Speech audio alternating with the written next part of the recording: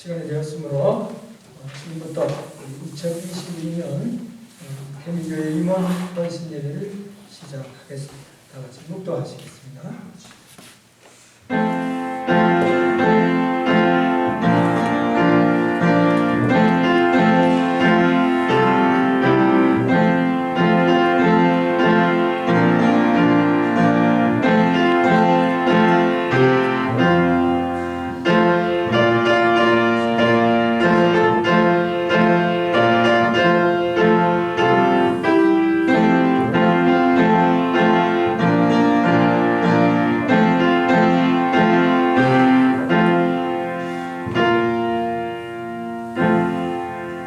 너희의 믿음의 역사와 사랑의 수고와 우리 주 예수 그리스도에 대한 소망의 인내를 우리 하나님 아버지 앞에서 끊임없이 기억하미니 하나님의 사랑하심을 받은 형제들아 너희를 택하심을 아노라.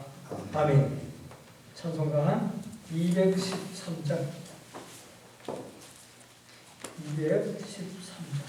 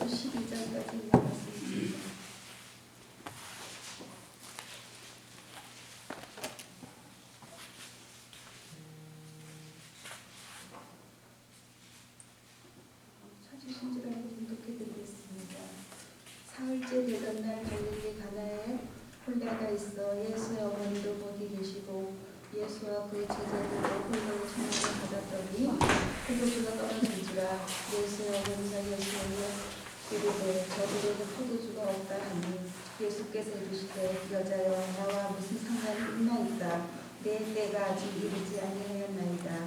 그의 어머니가 하인들에게 이르되 너희에게 무슨 말씀을 하시든지 그대로 하라 하니라. 거기에 유대인의 정결 예식을 따라 두세 통 그는 돌 항아리 6이 놓였는지라.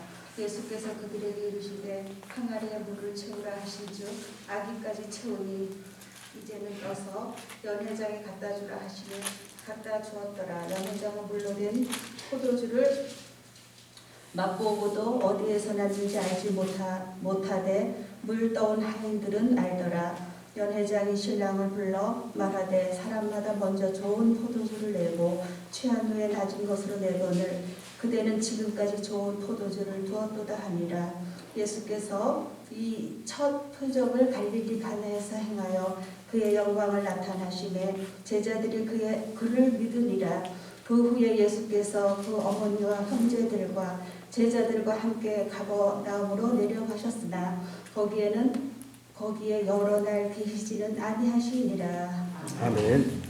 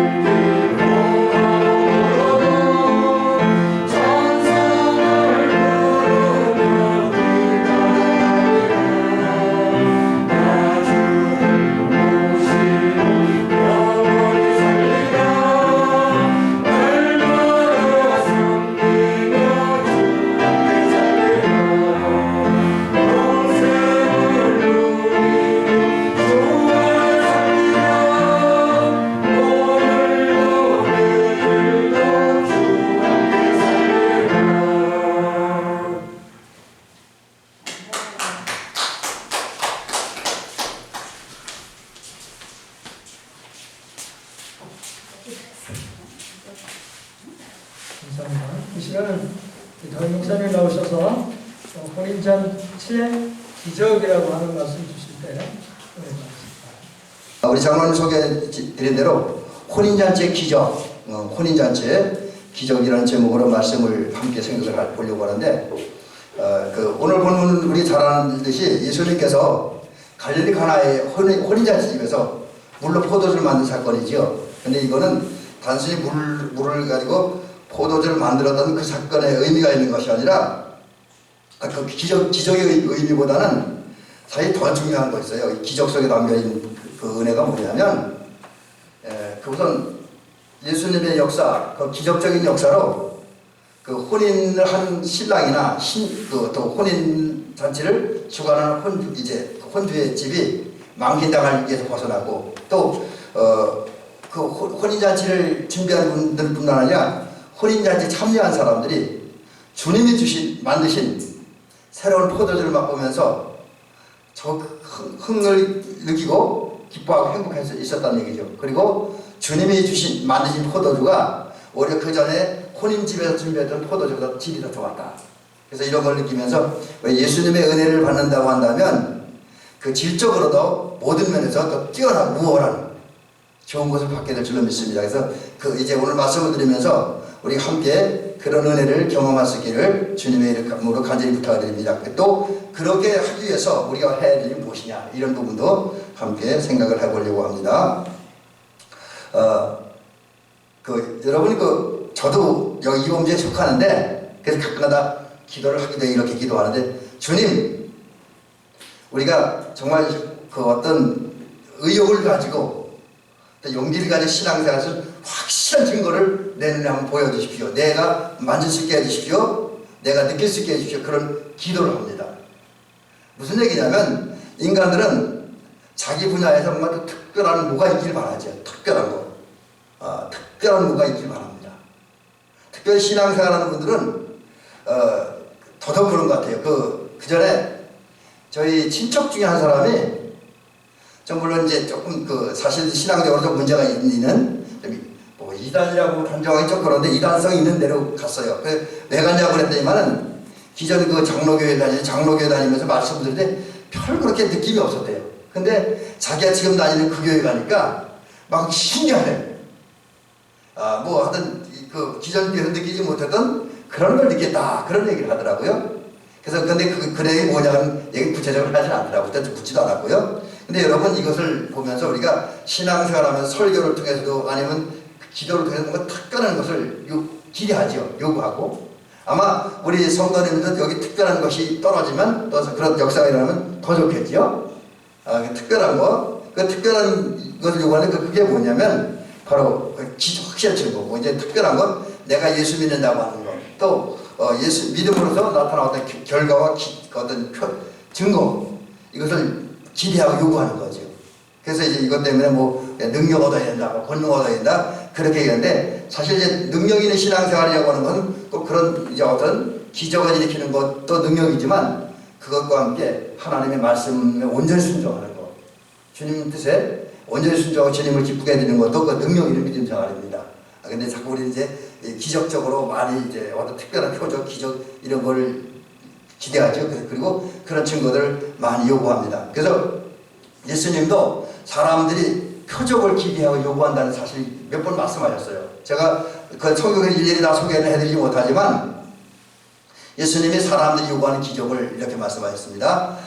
이 마태복음, 누가복음 이런 데 보면 주신 말씀인데 또 더러는 예수를 시험하여 하늘로부터 오는 표적을 구하니 예수님도 사람들이 표적을 구하는 것을 알고 그것을 말씀하신 거예요.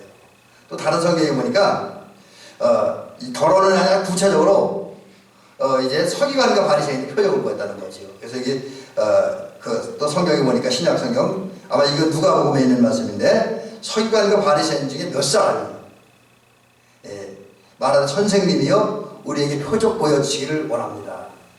이 바리새인들하고 서기관들은 그래도 이스라엘에서는 고등 신앙인들인데 좀 수준 높다고 하는 그런 분들인데 그분들도 그냥 말씀 어떤 이스라엘 백성의 조신 율법도 물론 중요하게 여겼지만 그들도 기적을 요구했다는 거죠. 표적을 요구했다.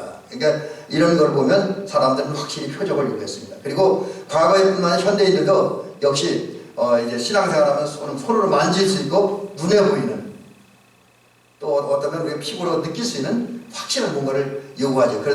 그러다 우리가 하는 얘기가 뭐냐면 그런 거죠. 어떤 분들 우리가 전도하면 보여주면 믿겠다. 이게 이제 이거 보여주면 믿겠다가 말하는 것도 증거를 요구하는 거예요. 증거만 확실히 보여주면 예수 믿겠다. 그래서 그 전에 저희 친척집에 제가 이제 묵으면서 학교 다닐 때 보니까 우리 친척집 사랑때 집에 순복음교회 전도사님이 전산 내에 사는데 그분이 아마 식구들 가족인가 봐요. 가족 누구한테 안 믿는 분들한테 전도합니다. 근데 전도할 때 그냥 예수 믿으라 그러면 되는데 그분들이 확신가지고 얘기했죠. 예수 믿으면 당신의 병 고친다고. 그러니까 그분이 뭐냐면 고쳐주면 믿겠다는 거지요. 고쳐주면 믿겠다. 그렇게 해서 이 병 고쳐주면 믿겠다. 이렇게 얘기하면 서로 논쟁하는 것을 본 적이 있습니다. 어쨌든 제가 왜 이런 얘기를 드리냐면 사람들은 예나 지금이나 또 좀 이제 이렇게 종교적인 사람들이나 이 종교적인 사람들이 기독교 신앙뿐만 일반적인 종교를 포함하는 거죠. 종교적인 사람들이나 아니면 아직 학문적이고 이성적인 사람들조차도 이제 표적, 눈에 보이는 확실한 증거, 손을 만질 수 있는 확실한 증거, 표적이나 기적을 요구하는 건 사실이죠. 그런데 이제 예수님은 그럼 이런 사람들 요구에 어떻게 응답하셨는가? 실제로 예수님도 사람들이 요구하는 걸 들어주셨어요. 뭐 사람들이 요구하는 그때 또 사람들이 요구하는 표적 그 내용 자체가 똑같은 표적을 일으킨 건 아니지만 그러나 또 수없이 많은 자리에서 표적을 행하셨죠. 다른 말 우리 시대에 기적을 일으키셨습니다. 그래서 오늘 본문에도 그 얘기가 나오고 성경에 보니까 예를 들면 표적을 일으키는 중에 하나가 오병이어의 기적. 그렇죠? 물고기 5마리와 보리떡 물고기 2마리와 보리떡 5개. 제가 잠깐 착각을 하고 했네요. 물고기 2마리와 보리떡 5개를 가지고 5,000명, 남자만 5,000명, 여자아이 포함하면 훨씬 더 많은. 제가 볼 때 15,000명 이상 되는데 그 정도의 많은 사람을 먹이고 12강길에 남았다는 기적이죠. 그죠? 이건 놀라운 기적입니다. 그런 오병이어의 기적을 일으켰고 또 예수님께서 어느 날 밤에는 무리를 걸어서 제자들에게 오셨잖아요. 기도하다 말씀 전하다가 제자들에게 바다 건너편을 가라 그러시고 당신은 기도하러 가셨다가 밤중에 이제 무리를 걸어오잖아요. 그때 제자들은 배를 타고 항해하다가 갈릴리 바다 항해하다가 풍랑할 만한 고생을 엄청나게 하고 있을 때 예수님께서 무리를 걸어서 제자들에게 오시잖아요. 그러니까 사실 무리를 걸은다 이것이 이제 그 표적 중의 표적이죠. 그 다음에 이제 또 성경에 보니까 죽은 나인성 과부의 아들을 다시 살리시고 또 죽은 나사로를 다시 살리신 이런 것들이 예수님께서 이제 실제로 그 세상에 계시면서 일으킨 표적이죠. 또 이 주님은 과거뿐만 아니라 여러 가지 면에서 표적을 일으키시잖아요. 그렇죠. 그래서 오늘 사실 수없이 많은 사람들이 신앙생활하면서 표적을 경험하고 또 느끼기도 합니다. 자, 그러면 예수님께서 과거도 그렇고 현재도 그렇고 표적을 일으키는데 이 표적 또 다른 말로 기적은 어떤 의미를 가지고 있는가라는 것이죠. 사람들은 특별한 사건, 신기한 사건, 아까 말씀드린 뭐 오병이어의 기적이나 무리를 걸은 것 이걸 이제 기적이라죠. 그건 사람들이 생각할 때 특별하잖아요. 좀 신기하잖아요. 일상적인 사람들이 할 수 있는 일은 아니니까. 근데 사람들은 그냥 그 표적하면 기적하면 특별하고 신기한 사건 정도로 이해할 수 있을 것입니다. 그러나 성경적으로 볼 때는 그것 이상의 중요한 의미가 있습니다. 중요한 의미가 있어요. 그러면 그 중요한 의미가 있다 그러는데 표적이 보여주는 중요한 의미들이 뭐냐? 그게 뭐냐면 몇 가지 얘기했는데 첫째로 하나님의 뜻을 알려준 신호. 예를 들면 여러분 그 하나님께서 이스라엘 백성들 출애굽시킬 때에 그 10가지 재앙을 내리시고 바로를 굴복시키잖아요. 그러니까 하나님이 그 이집트 백성들 그리고 왕에게 내려준 10가지 재앙 자체가 그게 표적이잖아요. 근데 이거 단순한 표적이 아니라 여기에는 하나님의 역사가 하나님의 뜻이 담겨 있잖아요. 하나님이 원하고 하나님이 하실 일을 보여주는 거잖아요. 그러니까 아무리 바로가 반대를 하고 애굽의 관리들이 반대를 해도 이스라엘 백성들은 반드시 출애굽할 것이다. 그리고 가나안 땅을 향해 나갈 것이다. 그러니까 그게 이제 하나님의 일이고 그러면 그 이집트 백성들이 할 일은 뭐냐? 또 이스라엘 백성들이 할 일은 뭐냐면 하나님이 어차피 출애굽시키니까 이스라엘 백성들은 하나님의 인도하심을 믿고 따라가라는 신호예요. 애굽을 떠나서 가나안 향해 나가라는 거고 바로와 그 애굽 관리들과 백성들은 쓸데없이 반항하고 대적하다 혼나지 말고 미리 깨닫고 빨리 이스라엘 백성들을 출애굽하도록 허락하라는 그런 의미가 있는 거지요. 그래서 이제 여기에는 그 하나님의 일을 따르라고 하는 그런 이제 신호가 담긴 이제 출애굽 사건에 통해 나타난 10가지 재앙이고 또 그 외에 뭐 광야에 40년 동안 방황할 때 그때 일어난 여러 가지 사건들 있잖아요. 뭐 그 반석에서 불이 나온다든지 뭐 마라의 쓴물이 변하여 단물이 된다든지 뭐 이런 것들을 보면 거기에 다 하나님이 하시려고 하는 일들 나타나 있고 또 하나님 백성들에게 원하는 일들 또 백성들이 어떻게 해야 할지를 잘 알려주는 그런 신호들이 그 기적 속에 다 나타나 있습니다. 또 더 중요한 거는 이제 신약 시대나 오늘도 기적이 많이 나타납니다. 표적을 많이 나타나는데 예수님의 역사하심으로 그럼 그건 뭐냐면 바로 표적 하나하나가 예수님을 나타내주는 겁니다. 예수님이 어떤 분인가. 여러분 그 물고기 두 마리와 보리떡 5개로 5천 명을 먹인 사건 자체 중요합니다. 왜? 그것 때문에 많은 사람들이 식량 문제를 해결했으니까, 배고픔을 해결했으니까 중요하죠. 그러나 그보다 더 중요한 그게 예수님을 나타내는 거예요. 예수님이 어떤 분인지. 구체적으로 예수님은 오병이의 기적을 일으킨다니, 무리를 걷는다니, 각색 병자를 고친다니, 이런 기적을 통해서 예수님이 하나님의 아들이다.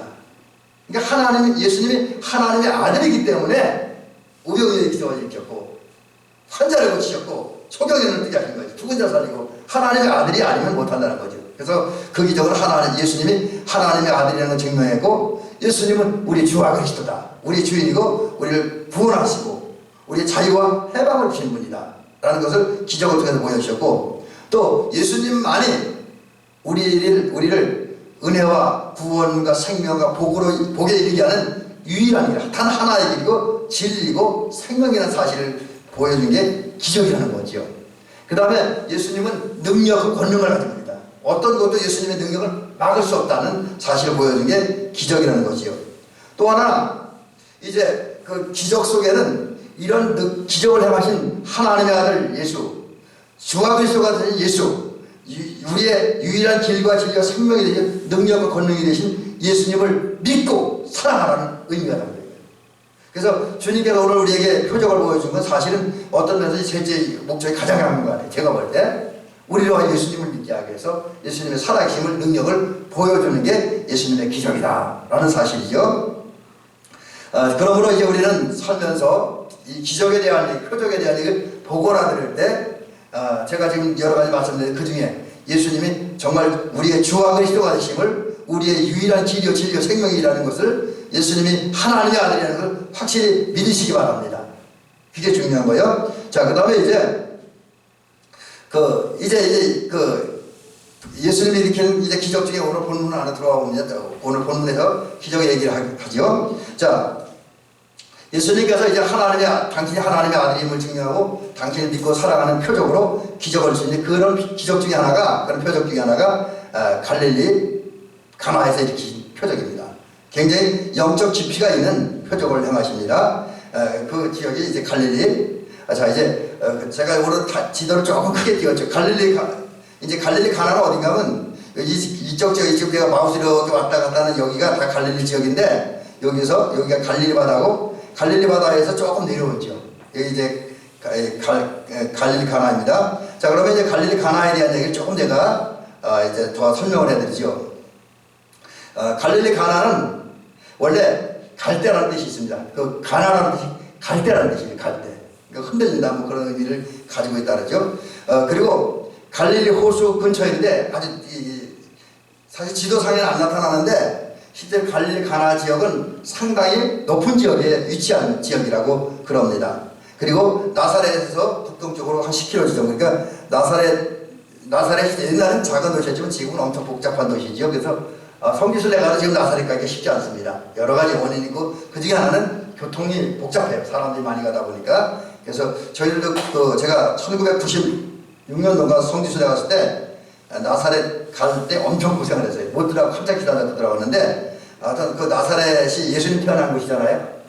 나사렛 예수님 성장한 곳이죠. 여기서 북동쪽으로 17km니까 여기서 한 어디입니까? 그 개천 정도, 조금 못 갈 정도에 그렇게 가까이 있는 거리고. 근데 사실은 제가 말씀드리면 갈릴리 가나에서 중요한 사건이 몇 번 일어나요. 오병이 물이 변화에 포도주는 사건 말고도 여기서 몇 가지 중요한 일이 일어나는데, 우선 나다나엘이라는 사람이 여기에서 부름을 받습니다. 왜? 나다나엘 예수님의 제자지요. 예수님이 가장 순수함을 인정받은 제자인데, 그 제자의 고향이 나다나엘이고요. 또 갈릴리 가나이고요. 또 여기서 예수님께서는 왕의 신하의 아들을 병을 고쳐줍니다. 그러니까 좀 제가 글자를 어렵게 써놨네요. 왕이 신하의 병든 아들을 고쳐주었다. 그러니까 이제 그 어떤 왕의 고급 관리인데, 그 고급 관리의 아들이 있었어요. 근데 그 아들이 심각한 병에 걸렸는데 이 병을 고쳐준 자리가 갈릴리 가나입니다. 그러니까 갈릴리 가나가 그렇게 큰 지역은 아니지만 예수님께서 여러 가지 기적을 일으키셨습니다. 큰 일을 하셨어요. 근데 그런 갈릴리 가나에 가신 예수님께서 표적을 행하셨습니다. 그 장소가 어디냐면 혼인잔치입니다. 그 혼인잔치에 예수님도 그리고 예수님의 어머니였던 마리아도 초청을 받았어요. 근데 이제 좀 깊이 살펴보면 마리아는 손님으로 초청받았다기보다 아마 그 혼인잔치집에 가서 일을 도와주는 좀 심하게 인부, 여러분의 요즘도 그런 게 있는지 모르지만 우리 저 어릴 때 오면 동네 무슨 큰 잔치가 있어요. 동네 그 주변에는 그 어르신들이 와서 이렇게 일도 도와주고 그러잖아요, 그죠? 그런 식으로다가 마리아는 초청을 받았고 예수님은 정식으로 이제 손님으로 초청을 받아서 갈릴리 가나의 혼인잔치에 참여를 하게 되었죠. 이제 그래서 혼인잔치가 벌어지는데 이 혼인잔치를 하는 곳은 필히 여러 가지가 준비물이 있어야 되지만 포도주가 준비되어야 됩니다. 근데 이게 참 우리나라는 어려운 게 요즘에는 이제 그런 거 있더라고요.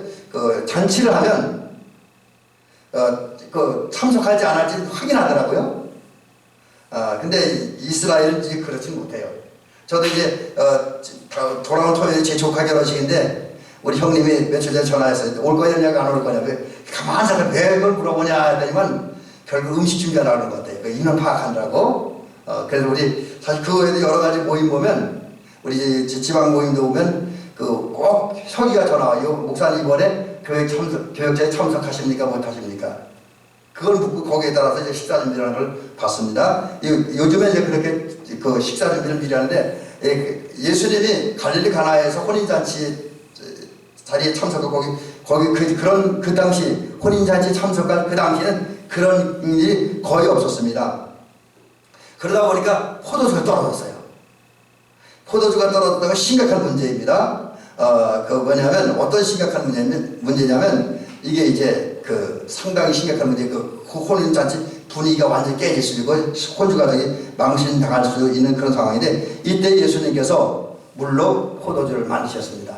물로 포도를 만드는데 그 이유가 뭐냐?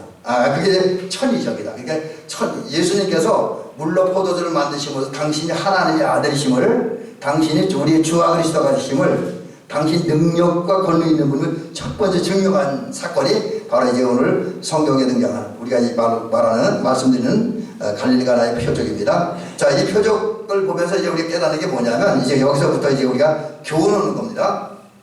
그래서 이제 제가 위에 작은 제목을 붙이기를 가나의 표적을 통해 배우는 거. 그러니까 예수님께서 물로 포도주를 만든 이 사건에서 우리가 뭘 배웠냐 이겁니다. 이거인데 크게 두 가지예요. 그리고 이제 제가 하나는 제가 말씀드린 건 거기 연결되는 얘기고, 근데 갈릴리 가나에서 이제 혼인잔치가 벌어졌는데 그 중에 심각한 문제가 발생합니다. 심각한 문제가 발생하는데 포도주가 떨어졌다는 거죠. 그래서 이제 조금 전에 말씀드린 것처럼 혼인잔치 분위기가 완전히 깨진 그런 상황. 그러니까 만약 포도주가 떨어진 그 혼인잔치 집에 흥이 완전히 깨지는 거예요. 그리고 그다음에 이제 혼주 신랑을 비롯한 그 가족이 대대적인 망신다. 두고두고 욕을 먹는 거예요. 그러니까 이게 지금 우리와 다르게 심각한 위기를 만난 거죠. 저도 그 전에 이런 경험을 한 번에 제가 어느 온양서 목회할 때 서산이거든요. 서산을 목회할 때 그 온양에 제 온양서 목회하던 때 저와 함께 신앙생활했던 친구가 결혼식을 하게 됐어요. 그래서 결혼식에 갔는데 우리 그때 이제 워낙 가까우니까 사모님 우리 애들 둘 다 갔어요. 근데 얼마나 손님이 왔는지 그 식당에 밥이 떨어져갖고 점심을 못 먹고 집에 온 그런 일도 있었어요. 오다가 배가 고파서 돈을 사 먹고 온 적이 있었거든요. 근데 그때 결혼을 하는 저희 교회 청년이었던 그 친구하고 가족들이 얼마나 미안해하는지. 그래서 돈을 주면서 사 먹고 가는데 그렇다고 돈 받아올 수는 없잖아요. 그냥 오긴 했는데 아주 그때 음식이 떨어지니까 그 가족들이 민망해했던 기억이 지금도 납니다. 그래서 그런 걸 보면 지금 이 혼인잔치 집에서 이 포도주가 떨어지는 정말 심각한 문제였었다라고 하는 거지요. 자, 그럼 포도주가 왜 떨어졌느냐? 여기 제가 이제 세 가지를 말씀드리려고 하는데 우선 이스라엘 혼인잔치는 우리와 다르게 7일 이상 계속된다고 합니다. 물론 낮에는 잔치를 안 해요. 낮에는 안 하고 낮에는 각자 삶의 현장에서 일을 하고 저녁이 되면 밤에 모여서 혼인잔치를 무려 일주일을 한다는 거지요. 근데 더 심각한 건 일주일을 하는데 여기에 누가 참석하느냐? 이 혼인잔치고 정식을 초청받은 사람들도 참석을 합니다. 근데 여기까지 문제가 안 되겠죠. 초청장이 나갔으니까 이건 예상이 되는 거잖아요. 근데 문제는 지나가는 나그네들도 참석한다는 거예요. 초청장을 받았든 안 받았든 누구네 집에 혼인잔치 한다 그러면 모든 나그네들이 다 참석하네요. 물론 바쁜 사람은 그냥 갈 수도 있지만 대부분의 사람들이 참석해서 같이 음식을 먹는데요. 그러다 보니까 일주일 동안 오랫동안 잔치도 계속되지 예상 못한 사람들이 온다는 거죠. 그러니까 얼마나 많은 사람들이 음식을 먹으러 올지 예측을 못해요. 그러다 보니까 자연스럽게 이제 음식이 떨어지는 거예요. 더구나 이 혼인잔치 같은 경우는 하객들이 예상보다 더 많이 왔다는 거죠. 엄청 많이 와서 떨어져. 그러다 보니까 심각한 위기를 만난 거죠. 자, 그래서 결국은 이 집에 이제 부족 현상이 생긴 거죠. 근데 여러분 이게 굉장히 중요한 의미가 있어요. 사실 인간이 살아가는 데 있어서는 우리가 끊임없이 느끼는 게 뭔가 부족함이잖아요. 여러분 어떻게 여러분 살면서 여러분 뭐 돈이나 아니면 어떤 체력이나 또 여러 가지 기타 여러 가지 내가 필요한 것만큼 나에게 다 있다고 생각을 하면서 너무 만족스럽게 살아갑니까? 여러분 아무리 농사 질 때 농사 자금이 잘 준비된 사람이라 할지라도 하다 보면 농사 자본에도 부족한 걸 느낄 수도 있고 여러 가지면 농사할 때 부족한 부분 느끼잖아요. 그죠? 저도 조금 오르기 전에 지금 이렇게 제가 지금 예배 모니터를 하고 있는데 갑자기 드는 생각이 이때 카메라가 2개가 있었으면 하는 생각이 들더라고요. 오늘 같은 특별히 이렇게 헌신 예배 드리는 날은 카메라가 2개가 있었으면 우리 이 예배 시간을 더 입체적으로 더 잘 만들어서 유튜브나 어떤 카페에 올릴 때 더 좋은 작품을 올려서 더 많은 사람들에게 좋은 영상을 줄 수가 있을 텐데 그리고 어쩌면 복음도 증거할 수 있을 텐데 하는 생각이 들더라고요. 그러니까 늘 우리 부족함을 느껴요. 예수님의 제자들도 부족함을 느꼈고 가나의 혼인잔치집에서도 이 포도주가 떨어짐으로 부족함을 느꼈습니다. 근데 여러분 우리 여러분 삶 속에 부족함을 느낀다 이게 결코 나쁜 게 아닙니다. 오히려 부족함을 안 느끼는 게 문제예요. 부족함을 느끼는 건 은혜의 복이에요. 왜 그런가 하면 여러분 우리 신앙적으로 볼 때 부족함을 느끼지 않는 사람들은 자기에게 모든 거 채워졌다. 난 넉넉하다. 난 능력이 있다. 실력이 있다. 그러면 주님 바라보지 않잖아요. 주님 의지하지 않잖아요. 주님께 기도하지 않습니다. 주님께 매달리지 않아요.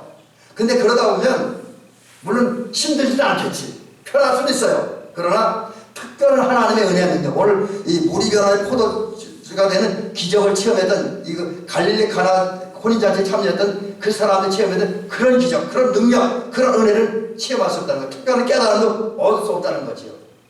그러나 내가 살면서 지혜가 부족하고 지식이 부족하고 믿음이 부족하고 영역이 부족하고 또 재능이 부족하고 또 자본이 부족하고 이렇게 부족함을 느끼는 사람들은 뭘 하냐? 이 문제를 해결할 분은 하나님밖에 없다는 거지요. 그래서 하나님의 은혜, 하나님의 도움을 간절히 사모합니다. 부족함을 느껴야. 그리고 그 부족함을 느낀 사람들은 사모하는 하나님으로부터 은혜를 받기 위해서 하나님을 찾습니다. 간절히 찾죠. 부족함을 느끼는 사람들이 하나님을 찾는 거예요. 그리고 부족함을 느끼는 사람들이 하나님 앞에 부르짖어 기도합니다. 그래서 어떻게 보면 오늘 저도 가끔가다 이제 이렇게 보면 참 영적으로 많이 이렇게 나태하고 게을러졌다는 것을 느끼는데 그게 왜 그러냐?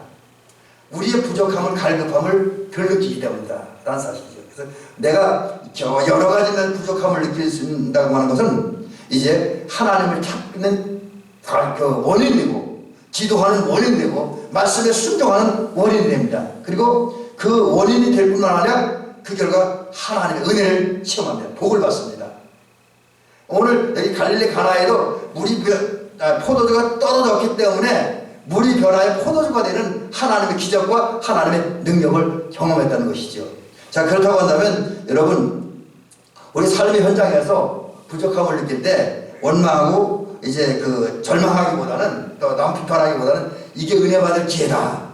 이게 복받을 기회다라고 느낄 수 있기를 주의 이름으로 간절히 부탁을 드립니다. 실제로 이 포도주가 떨어져서 부족함을 느낀 이 가정, 곧 혼인잔치를 베푼 이 가족은 그 부족함을 느꼈기 때문에 주님의 은혜를 입었습니다. 그래서 부족한 포도주 문제가 해결됐잖아요. 예수님 물론 포도주 만드니까 그 문제가 해결되어졌고 또 그 문제가 해결되니까 망신당하지 않았습니다. 오히려 손님들을 저 좋은 포도주로 잘 대접했습니다. 칭찬도 들을 수 있었습니다. 아울러 하객들은 부족한 상황에서 주님의 역사함으로 오히려 더 좋은 포도주를 마시면서 즐겁게 혼인잔치에 참여할 수가 있었다라고 하는 거지요.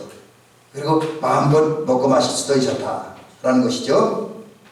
자, 그러므로 그 예수님은 이제 이렇게 물로 포도주를 만드심으로써 모든 문제를 해결해주고 오히려 기쁨을 충만하게 하셨고 또 더 큰 은혜를 주신 것을 볼 수가 있습니다. 자, 그렇다고 한다면 이제 우리가 이런 그 예수님 같은 갈릴리 가나의 혼인집에 참석한 사람 같은 은혜를 체험하기 위해서 어떻게 해야 되냐. 이것을 살펴보기 위해서 예수님이 왜 여기서 물로 포도주를 만드는 역사와 기적을 일으켰는가, 표적을 일으켰는가 하는 것을 살펴봅니다. 그 결정적인 원인은 마리아 때문입니다. 물론 종들의 헌신과 순종도 있지만 마리아 역할이 굉장히 컸습니다. 마리아의 역할이 뭐냐면 먼저 마리아는 그 혼인잔치집에서 일을 하다가 혼인잔치집에 포도주가 떨어졌던 사실을 그 누구보다 일찍 발견합니다. 그 연회장보다 그 혼인잔치를 주관하는 그분보다 또 거기서 일하는 다른 사람들보다 또 하객들보다 먼저 마리아라는 이분이 그 집의 심각한 문제를 찾아내요. 그리고 찾아낸 것으로 끝나는 것이 아니라 그 집의 그 어려운 사정을 예수님께 직접 합니다. 알려드리는 역할을 하게 되죠. 그럼으로써 이 마리아라고 하는 이 여자, 이분은 이제 예수님의 육신의 어머니입니다. 중보자 역할. 그 어려운 사정을 예수님께 알려드리고 예수님이 역사하게 함으로써 그 문제를 해결하게 됩니다. 중보자 역할을 감당했다라고 하는 것이요. 여러분, 우리들이 오늘 해야 될 일이 바로 이 일이 아닌가 하는 겁니다. 물론 때로는 우리가 어려움을 겪을 수도 있고 우리 주변에 있는 사람들이 어려움을 겪을 수 있는데 그 어려움을 겪고 있는 사람들의 그 아픈 사정과 그 고통 여러 가지 문제 이것을 우리가 이 마리아처럼 예수님께 말씀드려야 돼요. 내 주변 나 이웃의 문제와 어려움들 고난들을 예수님께 가지고 나가서 예수님께 말씀드리는 저와 여러분들이 되는 줄로 믿습니다. 그 다음에 이제 우리가 예수님이 일으켰던 그런 놀라운 능력을 체험하려면 이제 해야 될 일이 이건 늘 하는 얘기입니다. 그러나 오늘 또 한 번 해야 되겠네요. 그 말씀에 순종해야 된다는 거죠. 그래서 오늘 두 번째 우리가 갈릴리 가나의 혼인잔치집의 교훈을 통해서 배우는 건 예수님 말씀에 순종하세요입니다. 혼인잔치집에 이제 포도주가 떨어졌을 때 그때는 상황이 어땠냐면 이때까지는 예수님이 아직 세상에 오셔서 능력을 행하시기 전이에요. 오늘 성경 분명히 얘기했잖아요. 예수님이 첫 번째 표적이라고 그랬잖아요. 그러니까 예수님이 이때까지는 갈릴리 가나의 혼인잔치집에 참석할 때까지 한 번도 기적을 일으키지 않았어요. 병자 같은 것도 없고 어떤 능력을 행하는 것도 없습니다. 그러니까 사실 어떤 면에서 보면 사람들이 예수님 능력의 주님이라는 것을 잘 모를 때였습니다. 근데 이러한 때에 마리아라고 하는 이분은 그 예수님을 향한 그래도 믿음이 있었어요. 그 믿음이 뭐냐면 아직 예수님은 능력은 보지 못했지만 그래도 믿음이 있는데 그게 뭐냐면 예수님이 삶 속에서 영육간에 만나는 모든 문제를 해결할 분은 예수님밖에 없다 라는 사실을 이 여인은 믿고 있었습니다. 이게 이제 그 마리아가 다른 사람들이 갖지 못한 뛰어난 감각이고 뛰어난 눈입니다. 지혜입니다. 이래서 마리아가 사실 다른 사람보다 앞서갔다라고 이야기할 수 있습니다. 자, 그러면 어떻게 이분이 그런 그 믿음을 가졌냐면 바로 이제 그 이전에 그 천사로부터 받은 계시가 있잖아요. 네 몸에서 태어날 아들은 하나님의 아들이야 이렇게 불린다는 거죠. 그 하나님의 아들이라는 사실을 이 천사를 통해서 전달받았기 때문에 이 마리아는 믿은 거예요. 하나님의 아들이라면 이 갈릴리 가나의 혼인잔치집에서 나타난 문제, 곧 포도주의 부족의 문제를 해결할 수 있다고 마리아는 믿은 거예요. 이런 거 보면 중재자 역할을 하기 위해서 우리가 먼저 들어야 될 것이 뭐냐면 우선 하나님의 말씀이 우리 속에 있어야 돼요. 하나님의 말씀 내 속에 있을 때 거기에서 참된 지식이 나오고 믿음이 나오는 겁니다. 그래서 여러분 믿음이라는 건 마음으로 믿는 것도 되지만 이제 그것과 함께 믿음은 세 가지 의미가 있습니다. 믿음은 지식입니다. 내가 믿을 때 남들이 모르는 걸 알 수가 있어요. 신령한 세계, 영적 세계, 하나님의 뜻, 하나님의 마음을 믿을 때 알 수 있습니다. 또 믿음은 영적 감각입니다. 믿을 때 느끼는 게 많아요. 하나님의 은혜 사랑도 느끼고 나의 부족함도 느끼는 거죠. 그런 데서 보면 하여튼 믿는다는 게 중요한데, 근데 이런 믿음의 일에서 우리가 말씀을 들었는데 로마서 10장 17절에 보니까 믿음은 들음에서 난다면서요. 실제로 마리아도 천사로부터 네 몸에 태어날 예수가 하나님의 아들이라 불릴 것이라는 이 말을 들었기 때문에 예수님을 향한 견고한 믿음, 곧 예수님이 갈릴리 가나의 혼인잔치 집에 일어날 모든 문제를 해결할 뿐이라고 믿은 거죠. 그런 믿음이 있다 보니까 이 같이 가는 여기 하이들에게 사실 동료라고 보는 게 좋을 것 같아요. 제가 볼 때 그 동료들에게 얘기하는 거죠. 이 하나님의 아들이신 예수님이 아직까지 내가 당신들이랑 내 앞에서 어떤 기적을 행하지 않았다. 그렇지만 이분은 하나님의 아들이기 때문에 놀라운 능력을 해가지고 이 집의 문제를 해결할 것이다. 그러니까 이분이 무슨 말씀을 하는지 그대로 하라고 이야기를 합니다. 그대로 하라. 그렇게 이야기를 하죠. 그 후에 예수님께서 하인들에게, 그 집에서 일하는 사람들에게 돌아가리 앞에 이렇게 놓여 있는데 거기다 물을 채우라는 거지요. 그리고 물을 채우자 연회장에게 이제 갖다 주라 그렇게 말씀하셨는데 하인들은 그 말씀에 그대로 순종하잖아요. 근데 여러분 지금 우리가 성경으로 읽으니까 이게 쉽게 이해가 되지만 실제로 이게 쉽게 이해될 수 있는 이야기는 아니죠. 그죠? 여러분이 만약 이 상황에 가서 그냥 예수님이 이런 상황에서 아직 한 번도 예수님의 기적과 능력도 경험하지 않았는데 예수님 잘 모르는데 지금 어떻게 생각하면 인간적으로 볼 때 문제 해결의 길이고 진리가 아닌 그런 전혀 다른 얘기를 하면 순종할 수 있겠습니까? 지금 사실 사람들 입장에서는 포도주가 떨어지면 시장에서 포도 사와야지요. 그게 정상입니다. 근데 예수님은 포도 사오라는 얘기를 하는 게 아니라 물을 떠다가 항아리 채우래요. 이건 지금 우리는 아직 시간이 많이 지난 다음에 이 말씀을 읽으니까 순종해야 된다 그러지만 사실 제자들 일하는 하인들 입장에서는 이해할 수 없는 말씀이에요. 순종한다는 건 도저히 불가능한 이야기였습니다. 그런 거 보면 이 하인들도 대단한 사람들이었습니다. 그대로 순종을 하니까. 그래서 우리도 이제 이 말씀 보면서 깨닫는 게 순종하는 것이 필요하다. 오늘 시간이 갔기 때문에 여기까지만 말씀드리고 나머지 얘기는 오늘 더 드리지 않을게요. 여기까지만 할게요. 여러분 순종하는 게 중요하다. 순종을 어느 때 했느냐, 이제 그런 누가 우스갯소리를 이제 이거 성경 공부하면서 언제 순종했느냐 하인들이 예수님 말씀 떨어질 때 아니 물 떠오다 또 앉았다 이렇게 묻는데 그런 건 중요한 게 아니고 어쨌든 주님이 말씀하셨을 때 항아리에 물을 채우라고 말씀하셨을 때 이해는 안 했습니다.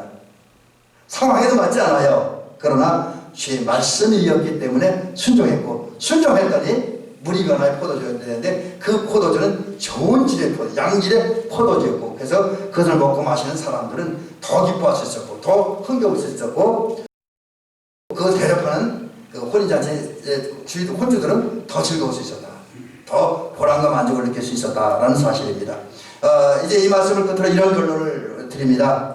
우리 대민교 성도님들도 우리 갈릴리 가나에 이렇게 똑같은 그런 기적은 아니라도 우리 하나님이 여러분들에게 하나님의 아들이심을 증명하는 예수님이 하나님의 아들이심을 증명하고 예수님이 우리의 주와 그리스도가 되심을 증명하고 하나님의 전능자가 되시고 창조주가 되시고 모든 인간의 삶을 이끌고 주관하는 사실을 여러분 삶 속에서 경험할 수 있기를 주의 이름으로 간절히 부탁드립니다.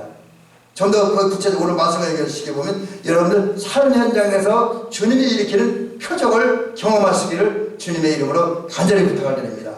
그러기 위해서 우리가 마리아와 같이 먼저 하나님의 말씀을 듣고 그 말씀을 통해서 하나님에 대한 참된 지식을 갖고 참된 지식을 통해서 또 참된 믿음도 또 참된 믿음을 가지고 또 참된 지식도 이게 다 연결되는 건데 하여튼 참된 믿음과 지식을 갖고 그리고 마리아처럼 중보자 역할도 하고 또 사람들의 권면하고 설득하는 일도 하시길 바랍니다. 아울러 하인들처럼 주님이 말씀하시면 내 생각과 내 여러 상황에 이해는 안 되지만 적응도 안 되지만 그러나 주의 말씀이고 주의 뜻이기에 순종함으로써 이제 하나님의 아들 예수가 하나님의 아들이심을 증명하는 예수가 우리 주와 그리스도이심을 증명하는 표적과 기적을 체험하는 저와 여러분 모두가 되시기를 주의 이름으로 축원합니다.